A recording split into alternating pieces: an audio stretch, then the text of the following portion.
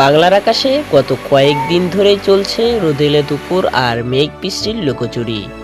স্বস্তির বৃষ্টির আড়ালে কোথাও কোথাও আবার চোখ রাঙানো কালবৈশাখী। তবে এই মেঘলা আবহাওয়া আর কতদিন? কবে কাটবে আকাশের মুখভার?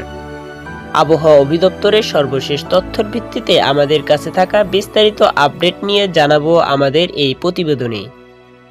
আবহাওয়া দফতরের তথ্য অনুযায়ী ভারতের পশ্চিমবঙ্গ এবং তৎসংলগ্ন বাংলাদেশের পশ্চিমাঞ্চলে অবস্থান করছে একটি লঘুচাপের বর্ধাংশ, যার প্রভাবে ঢাকা, ময়মনসিংহ ও সিলেট বিভাগের কোথাও কোথাও অস্থায়ীভাবে দমকা হাওয়াসহ বৃষ্টির সম্ভাবনা রয়েছে।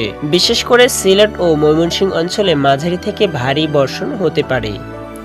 আবহাওয়াবিদদের পূর্বাভাস বলছে, বৃষ্টির এই ধারা এখনোই থামছে না। আগামী 6 মে পর্যন্ত দেশের বিভিন্ন প্রান্তে বিচ্ছিন্নভাবে বৃষ্টির সম্ভাবনা রয়েছে।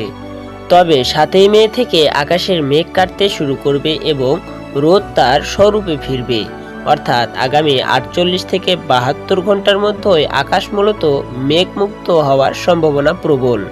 বৃষ্টি বিদায় নিলেই প্রকৃতিতে দেখা দেবে নতুন অস্তিত্ব। মাসের দ্বিতীয় সপ্তাহ থেকে তাপমাত্রা দ্রুত বৃদ্ধি পেতে শুরু করবে। রাজশাহী, খুলনা এবং দক্ষিণ অঞ্চলের জেলাগুলোতে শুরু হতে পারে মাঝারি থেকে তীব্র তাপপ্রবাহ। মে মাসের মাঝারিতে দেশের কোথাও কোথাও তাপমাত্রার পারদ 40 ডিগ্রি সেলসিয়াস পারিয়ে যেতে পারে। আবহাওয়া অধিদপ্তর জানিয়েছে, এই সময়ে হুটহাট কালবৈশাখী ঝড়ের সাথে তীব্র বজ্রপাতের ঝুঁকি রয়েছে। নদীবন্দরগুলোতে 1 নম্বর সতর্কতা সংকেত মেনে চলতে বলা হয়েছে। বিশেষ করে কৃষকদের কাটা ধান দ্রুত ঘরে তোলার পরামর্শ দেওয়া হয়েছে। এই ছিল আমাদের কাছে থাকা আবহাওয়ার সর্বশেষ তথ্য। আবহাওয়া সংক্রান্ত যে কোনো খবর সবার আগে পেতে আমাদের সাথেই থাকুন। ধন্যবাদ।